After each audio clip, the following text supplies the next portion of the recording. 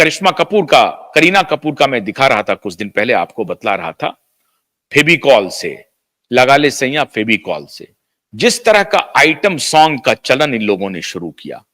पहले भी item song होते थे फिल्मों में, और आपको मालूम होगा हेलन के कैबरे डांस, और कैबरे डांस बहुत सारे फिल्मों में दिखाए गए थे, लेकिन इस तरह से सरेआम उस तरह से नहीं था।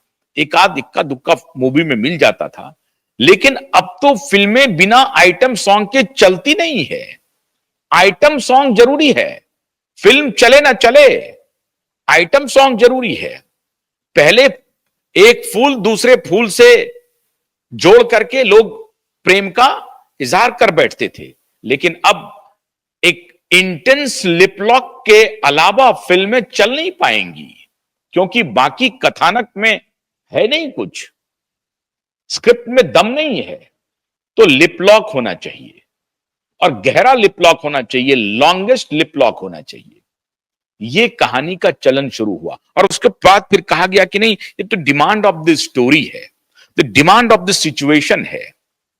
मजनू सुल्तानपुरी से दादा साहब फाल्के अवार्ड मिलने के बाद लोगों ने पूछा, पत्रकारों ने पूछा कि आप कैसे गीतों को लिखना पसंद करेंगे। उन्होंने कहा कि देखो साहब, मैं पापा कहते हैं बड़ा नाम करूंगा से नीचे नहीं गिरूंगा। आप अगर मुझसे ये अपेक्षा रख रहे हैं कि चोली के पीछे क्या है गाना मैं लिखूं, तो मुझसे नहीं हो पाएगा। और फिर मजनू सुल्तानपुरी ने कहा कि ये जो संगीतकार या लिरिसिस्ट ये कहते हैं कि नहीं ये डिमांड ऑफ द सिचुएशन है, ये गलत है। और फिर उन्होंने कहा कि देखिए, ये हमारी जिम्मेदारी है कि हम श्रोताओं के टेस्ट को कैसे और एलिवेट करें, उसको बढ़ाएं, हम उसके टेस्ट को नीचे ना गिराएं, उसको पूर्ण तक लेके ना चले जाएं। तो ये हमारी जिम्मेदारी है कि हम अपने कथ्य का कैसा इस्तेमाल करें, अपने शब्दों का कैसा इस्तेमाल करें कि हमारे श्रोता कुछ हमसे सीख सकें, जान सकें, या वो कर्णप्रिय हो, वो रुचिकर हो, और लोग उसे सुन करके, देख करके आनंद का अनुभव करें, गलत तरीके का आनंद का अनुभव ना करें।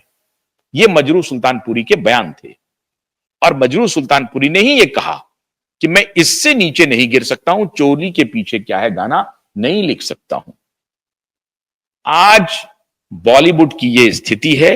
जिन जिन एक्टर को आप देखेंगे, वो राव साहब हैं, मनोज बाजपेयी हैं, पंकज त्रिपाठी हैं, इन सबको, या ये जो आयुष्मान खुराना हैं, कार्तिक आर्यन एक स्मार्ट एक्टर दिखते हैं, इसमें हीरो जैसा कुछ दिखता है। आपको ये बात मैं क्यों बता रहा हूं, हीरो जैसा एक और दिखता था जिसपे काम हो सकता था, और वो था सुशांत। सुशांत में वो हुनर था, वो सलाहियत थी, वो सब कुछ था। वो धीरे धीरे मैच्योर हो रहा था, सुशांत को ही खत्म कर दिया। आज बॉलीवुड में उस प्रकार का कोई एक्टर नहीं आ पा रहा है जो पुराने एक्टर को टक्कर देने वाला था। जैसे जैसे सुशांत मैच्योर होता, उसकी एक्टिंग भी मैच्योर होती, और उनके शरीर पर भी कुछ काम होता, उनके फेस पर भी कुछ काम हो सकता था, तो और बेहतर निखर करके सुशांत आते। मतलब आप कल्पना कर सकते थे कि पुराने दौर के जो एक्टर्स थे उसकी श्रेणी में जाकर के ये खड़ा होते। लेकिन यहां जो बौने एक्टर्स पहुंचे हुए थे, खान ब्रदर्स की लॉबी ने इनके साथ न्याय नहीं किया। जब कभी मौका मिला उन्हें ह्यूमिलिएट किया, उन्हें लुक डाउन किया, और आज ये स्थिति है कि पूरा बॉलीवुड बौने कलाकारों से पटा हुआ है, और हर दृष्टिकोण से ऐसा लग रहा है कि बॉलीवुड अपने खात्मे की तरफ बढ़ रहा है। बॉलीवुड कोई अब उस तरह का एक्टर जा नहीं पाता है, क्योंकि नेपोटिज्म अलग है।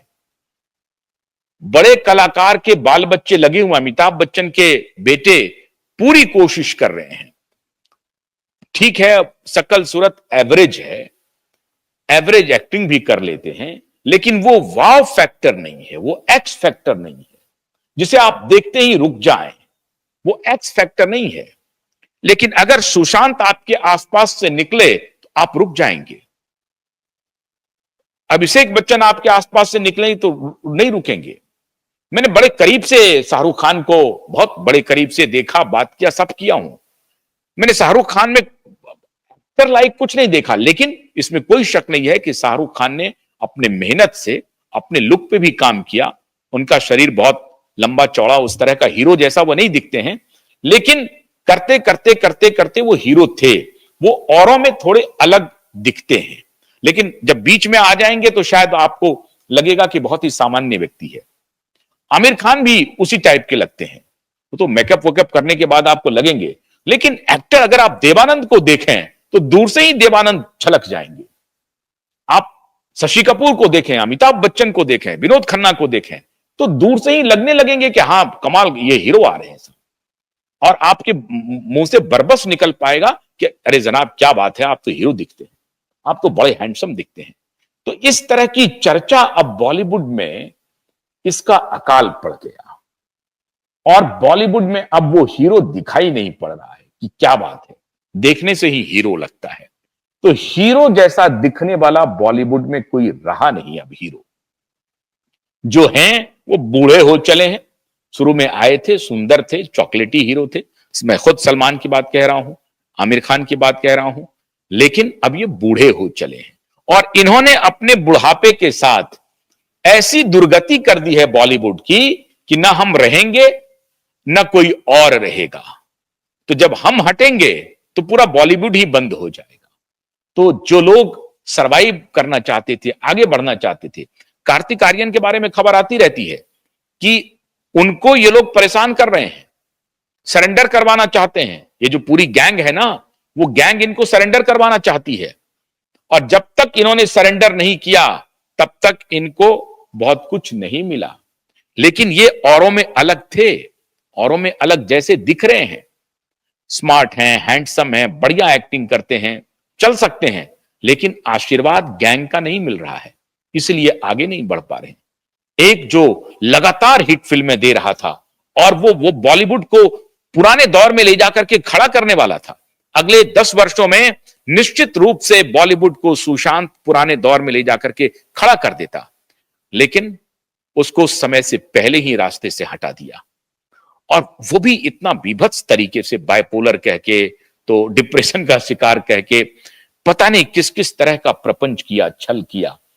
खैर, अब सुशांत इस दुनिया में नहीं है, हमारी लड़ाई वो अलग जारी है। लेकिन बॉलीवुड को आज हीरो विहीन अगर किसी ने किया है तो खान्स ने कर दिया है। और अब पता नहीं कब आपको उस तरह का कोई देवानंद देखने को मिले। अगर आएंगे भी तो ये लोग, ये गैंग उसको सरवाइव करने देगा कि नहीं देगा, कहना मुश्किल है। तो नया बॉलीवुड जो अब बन रहा है उत्तर प्रदेश में, उसी की तरफ आस रखिए। बाबा का जब उत्तर प्रदेश में नया बॉलीवुड बनेगा तो शायद हमारे और आपके अरमान पूरे हो पाएंगे। बहुत बहुत शुक्रिया, नमस्कार।